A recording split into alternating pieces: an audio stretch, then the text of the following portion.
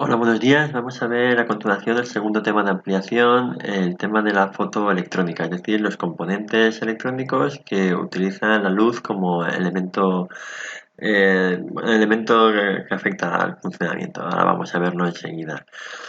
Bueno, hemos visto que esto básicamente vamos a ver que son variantes de los temas que hemos visto hasta ahora. Por ejemplo, variante de un diodo, un fotodiodo, variante de una resistencia, una fotoresistencia o de un transistor.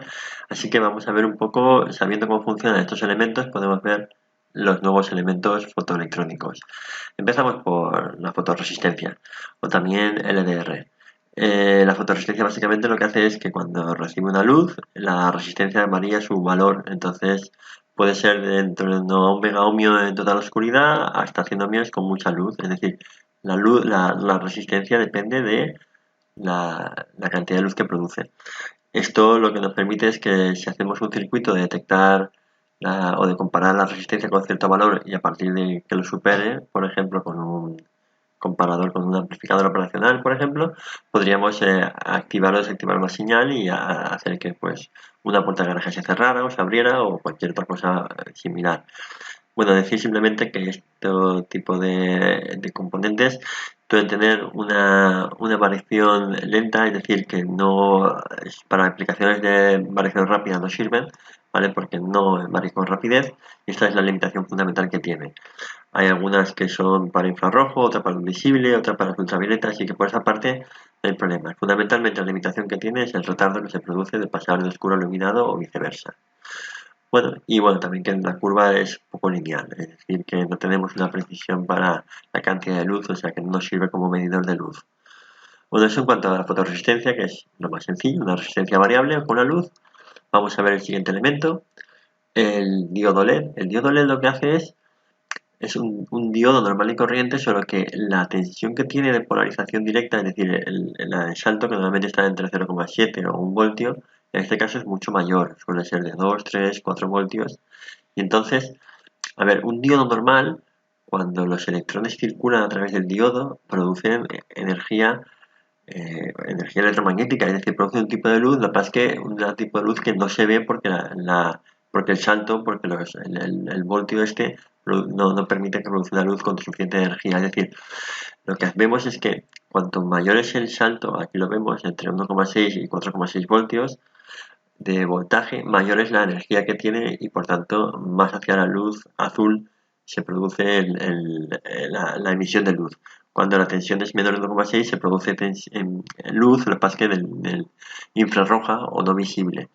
Por eso, normalmente lo que se intenta con los transistores, los diodos normales, es que sean de baja tensión para que emitan poca energía y disipen poca energía. En este caso lo que estamos haciendo es lo contrario.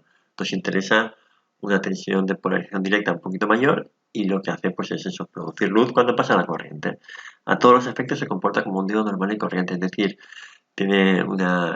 no puede circular la corriente en sentido contrario, hay una caída de tensión interna, bueno, y etc, etc. Igual que se comporta un diodo, solo que en vez de con la tensión directa de 1 voltio, de 2 o más.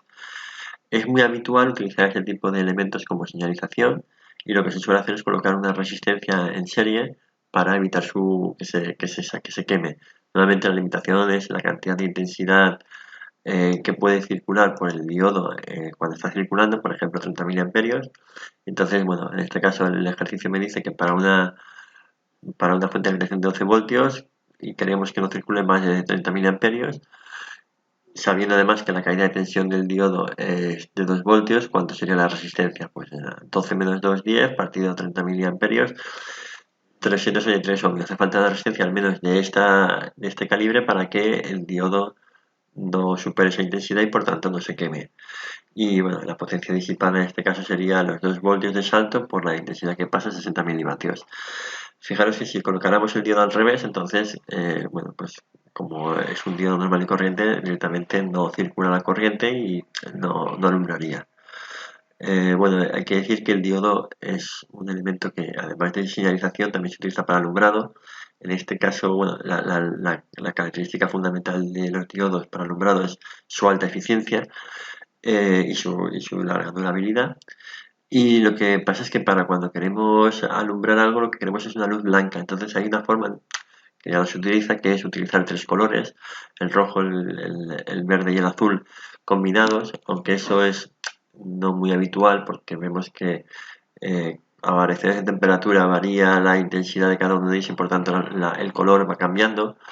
Entonces en la práctica lo que se suele hacer es un LED de azul o violeta con una cámara de fósforo en su superficie y con esto conseguimos luz blanca que además tiene pues eso, un espectro bastante continuo. Bueno, no entramos en tecnologías de alumbrado, pero que sepáis que sí, que este tipo de elementos, básicamente lo que se ve en los LEDs, en las luminarias LED es básicamente eso, un diodo con una capa de fósforo en su superficie. Por eso suelen ser como cucarachas amarillas debido al fósforo que aparece en la superficie. Bueno, este es el segundo elemento que vamos a utilizarlo como señalización. El tercer elemento es el fotodiodo o fototransistor. Fundamentalmente, el fototransistor es un fotodiodo con un transistor acoplado. ¿Cómo consiste un fotodiodo? Bueno, un fotodiodo básicamente es igual que un diodo, solo que tiene una característica distinta. Es decir, que cuando normalmente un diodo está en la línea A, es decir, tenemos polarización directa. Cuando estamos en sentido contrario no conduce la corriente hasta que llega a un punto de avalancha. Bueno, esto sería lo normal. Lo que pasa es que un fotodiodo lo que hace es que cuando es iluminado, lo que pasa es que la curva se ve desplazada hacia abajo. Es decir, que en polarización inversa, como vemos aquí, a mayor luz, mayor corriente deja transmitir en sentido contrario. Aquí, por ejemplo, lo vemos, la corriente en este caso es del orden de microamperios y según la cantidad de luz que produce, nos encontramos una corriente producida en sentido contrario. Es importante ver que tiene que estar polarizada en sentido contrario, en sentido inverso, es decir, la corriente circulará en sentido contrario siempre y cuando la luz sea emitida, recibida. Si no recibe luz, nos deja pasar corriente, bueno, una cantidad muy pequeña.